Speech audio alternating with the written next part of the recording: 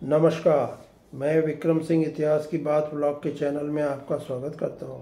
मेरे इस वीडियो को सब्सक्राइब, लाइक, शेयर एवं कमेंट करने हेतु अनुरोध है। आज हम सिखों के तीसरे गुरु अमरदास की जीवनी एवं उनके द्वारा किए गए कार्यों एवं उनके द्वारा दी गई शिक्षाओं के बारे में जानेंगे। गुरु अमरदास जी का जन्म माँ बख्त कौर, जिन्हें लक्ष्मी या रूप कौर के नाम से भी जाना जाता था, और पिता तेजभान भल्ला के यहाँ 5 मई 1479 ईस्वी को बसर के गांव में हुआ था, जो कि अमृतसर जिले में आता है। उनका परिवार खत्री जात के भल्ला गोत्र से था। उनकी पत्नी का नाम मनसा देवी था। उनके 2 पुत्र भाई मोहन और भाई मोहरी और 2 पुत्रियां बीवी दानी और बीवी भानी थीं। गुरु अमरदास जी ने अपने जीवन के अधिकांश समय में हिंदू धर्म की वैष्णव परंपरा का पालन किया था। वे हिमालय से लेकर गंगा नदी के किनारे हरिद्वार तक लगभग 20 तीर्थ यात्राओं पर गए थे।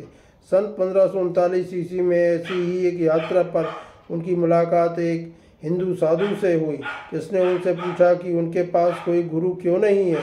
अब गुरु अमरदास ने एक गुरु बनाने का निर्णय ले लिया।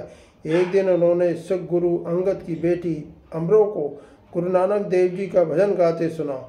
उन्होंने उनसे गुरु अंगद के बारे में सुना और वे सन 1539 ईस्वी में उनसे मिले और उन्हें अपना 60 वर्ष की आयु में आध्यात्मिक गुरु बनाया। गुरु अंगद आयु में उनसे बहुत छोटे थे। वे सिख बन गए और गुरु अंगद की सेवा की। वे सुबह उठते और अपने गुरु के लिए व्यास नदी से स्नान के लिए पानी लाते और सफाई व गुरु और उनके स्वयंसेवकों के लिए खाना बनाते।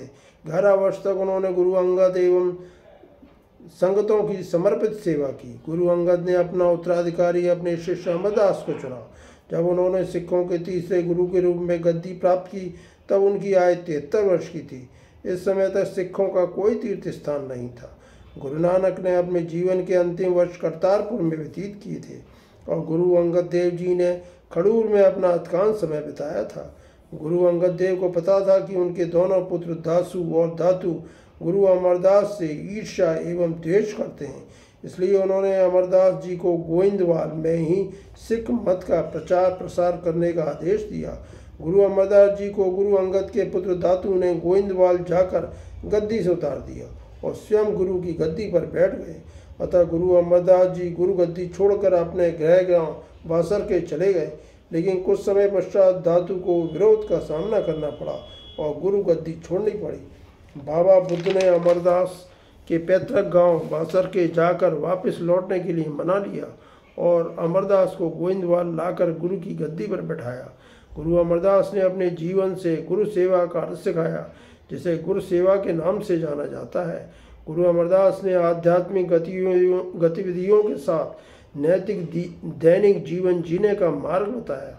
उन्होंने अपने अनुयायियों को सूर्योदय से पहले उठने, स्नान करने और फिर मौन एकांत में ध्यान करने के लिए प्रोत्साहित किया और कहा कि अच्छे भक्त को सच्चा होना चाहिए, अपने दिमाग पर नियंत्रण रखना चाहिए, भूख लगने पर ही खाना चाहिए, पवित्र लोगों की संगत करनी चाहिए, भगवान की पूजा करना चाहिए, ईमानदारी से जीवन जीना चाहिए, पवित्र लोगों की सेवा करना चाहिए, दूसरों के धन का लालच नहीं करना चाहिए और कभी दूसरों की निंदा न करें। गुरु अमरदास ने गोइंदवाल में एक बावड़ी का निर्माण कराया और उस बावड़ी के पानी के बारे में यह प्रचलित हो गया कि वह सभी प्रकार की बीमारियों को दूर कर सकता है। गुरु अमरदास स्वयं बहुत साधारण भोजन करते थे, जबकि उनके लंगर में सभी हिंदू और मुसलमानों को बहुत अच्छा भोजन मिलता था। गुरु अमरदास ने लंगर व्यवस्था में एक और परिवर्तन कर दिया। उन्होंने अपने मिलने से पहले प्रत्येक व्यक्ति के लिए लंगर में भोजन करना आवश्यक कर दिया। जो व्यक्ति लंगर में भोजन नहीं करता था, उसे गुरु से मिलने का अधिकार नहीं था। इस प्रकार गुरु अमरदास ने हिंदुओं की जाति व्यवस्था को समाप्त करने का आधार लंगर व्यवस्था को बनाया। उन्होंने यह भी निश्चय किया कि दिवाली के त्योहारों के अतिरिक्त सिख संप्रदाय के व्यक्तियों की बैठक बैसाख माह एवं माघ माह के पहले दिन हो। उनका उद्देश्य सिखों के उत्सवों त्योहारों को हिंदुओं के उत्सवों त्योहारों से पृथक करके सिखों को हिंदुओं से पृथक अस्तित्व प्रदान करना था।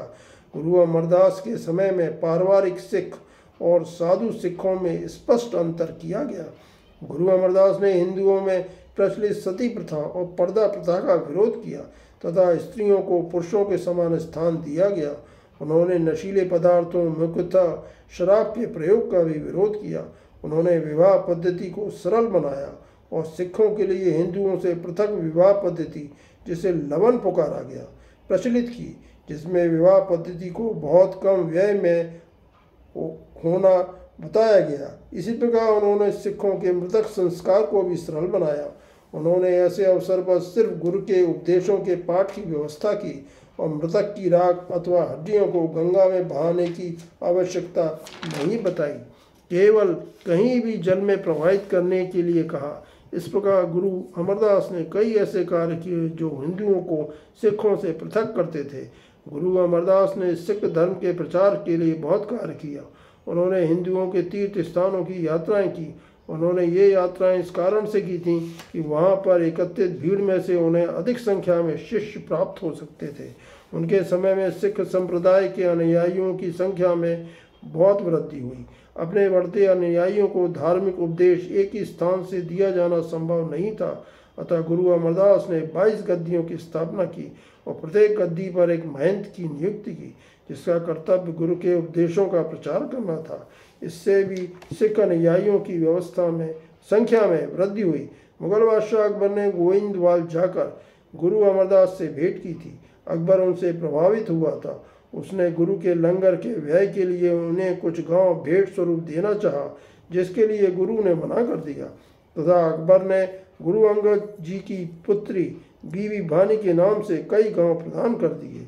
गुरु अमरदास ने भी गुरु नानक के उपदेशों को संकलित किए जाने के कार्य को जारी रखा और स्वयं भी कुछ रचनाएं की।